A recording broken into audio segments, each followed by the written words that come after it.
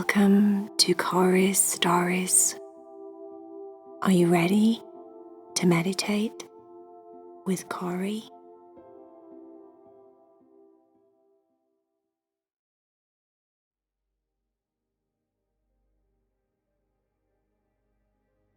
Are you ready to meditate with Cory?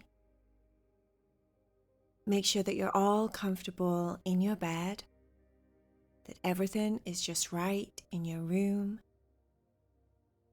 You're wearing your cozy pajamas. This way you can let your body relax as you lay in bed and you listen to the story.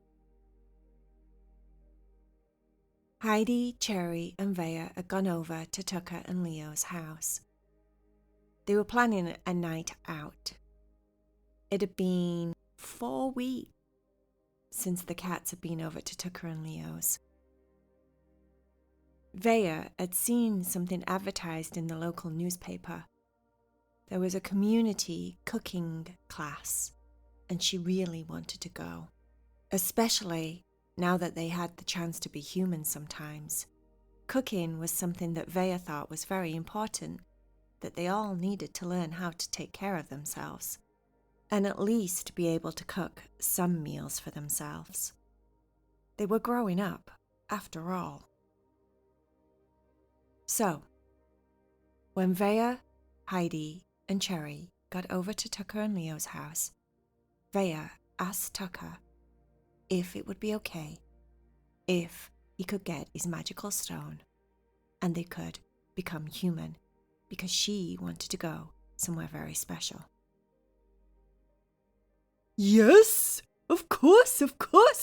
You know me, Vaya. I would like to be human anytime.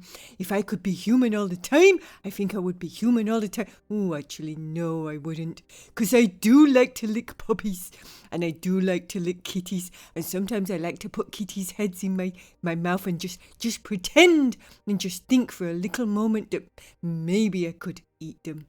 But I wouldn't eat them because I'm a good tucker, and I don't eat kitty cats anymore because since Mr. Kitty lived at my house, I've been so used to not eating on kitty catties, especially Mr. Kitty, because Mr. Kitty used to punch me in the face every time I went near him. He was so aggressive. So yes. Anyway, yes, I would like to be human, please. Tucker went out onto the back garden. He went over to where the Buddha statue is in the back garden. He dug underneath the statue, the place where he keeps his magical stone. It wasn't a full moon. Normally, if it's a full moon, Tucker holds it up to the full moon so that the light shines through. It was a new moon. There was no moon in the sky. Tucker, under this new circumstance, wasn't sure if his magical stone was going to work. He held it up to where the moon would be, shining in through the window. No moon, no light. I know what, said Tucker.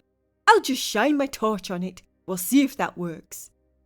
Tucker held the stone up and shone a bright torch right there onto his stone.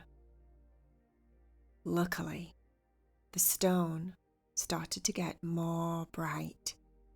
The white part of the stone became brighter, and the golden veins and threads that ran through the stone started to shine really, really bright. And then his angel appeared in the stone. Obviously, Tucker figured out that the stone was activated with light, sunlight, moonlight, and now, thank goodness, the light from a torch. His angel was hovering there in the sky, looking as beautiful as she always did. You get one wish. Just one wish, she said to Tucker, and then waited very patiently for Tucker's wish. Maybe one day Tucker would wish for something different. But since they enjoyed being human so much, this seemed to be the wish that he used every single time. I would like to be human along with all of my friends, please. Vaya has something she wants to do. And just like that, all of them were stood in the kitchen in their human bodies once again. Vaya was wearing bright yellow dungarees with a white t-shirt. She had platform Converse on that were bright yellow that looked super cute. She looked like a ray of sunshine. Cherry was wearing a red skirt and a black t-shirt. Her black t-shirt said OMG on the front. She was very happy about that. Heidi was wearing jeans and a jean jacket, and she got blue rimmed glasses on. She was also wearing some white sandals, and she looked super cute. Leo, quiet, timid, shy, beautiful Leo, was stood there in a white t-shirt and jeans. He was also wearing some sneakers. And Tucker had on his jeans and a blue and white striped t-shirt. Tucker said, as he flicked his hair back, all cool, now that he was human again. So, what we doing, Vaya? Vaya said, Well, I saw in the local paper that there is a class not too far away that's a community cooking class, and tonight they're going to teach us how to make omelets, and I'm so excited. I want to go and do that. I've heard that it's so much fun. Apparently, different people go, and they go and hang out, and they're all different ages, and there's a chef that teaches you how to cook. And I was thinking, since we're all being humans so much, that, I think it's important that we know how to cook a couple of meals for ourselves, because what if our parents aren't around? Or what if we're starving? Or what if we wanted to impress our friends, or maybe go on a special date or something, and we didn't know how to cook? I mean, how sad is that? I think it shows initiative if we all know how to cook, and apparently it's not too hard to make an omelette. Cherry said, OMG, Vaya, I think that's a great idea. I know I'm going to be such a good cook. I've been thinking about that myself, because, sometimes, when you're human, you have to take care of yourself, don't you? It's not like being a cat or a dog or a guinea pig or a horse or a sheep or a rhinoceros or anything like that. I mean, no one's just going to bring you meals all the time, are they? I mean, sometimes you're in the house on your own and you're like, okay, I'm old enough to do the cooker. I'm old enough to know to close the fridge after I've used the fridge. I'm old enough to know that I don't leave the oven on. I'm old enough to know all these things. But, I mean, what do you do with an egg? So this is brilliant. Now I get to learn how to make an omelette. Tucker, I'm going to make such a good omelette. And you're going to taste my omelette, Tucker. And you're going to be like, oh, Cherry, you make the bestest omelettes in the entire world. And I'm going to be like, yeah, Tucker, I know. You should marry me. Just kidding. Tucker pulled a face as if to say, what is she talking about? Marry me? Does she really mean it? But he just laughed it off. So, they all got ready to go out. They walked because it was only a couple of blocks away. And when they got there, the event was actually a free event, so they didn't have to worry about money or how to pay for it or anything like that.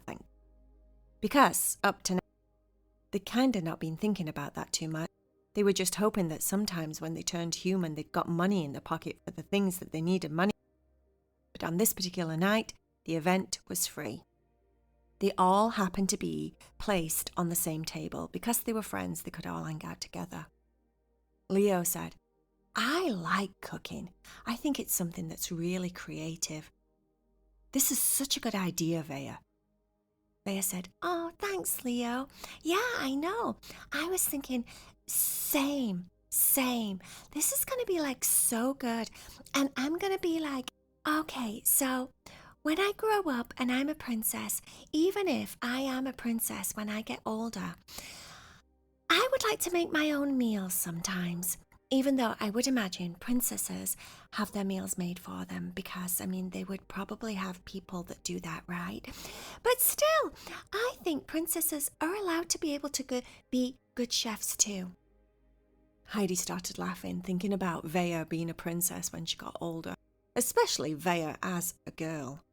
Vaya as a cat dreaming about being a princess is one thing, but Vaya as a girl dreaming about being a princess, how many princesses are there in the world? Or maybe you could just be a princess and not actually have to have an official title. You could just call yourself princess if you wanted. If you believe that you're a princess, then you can be a princess. That's what Heidi decided to settle on.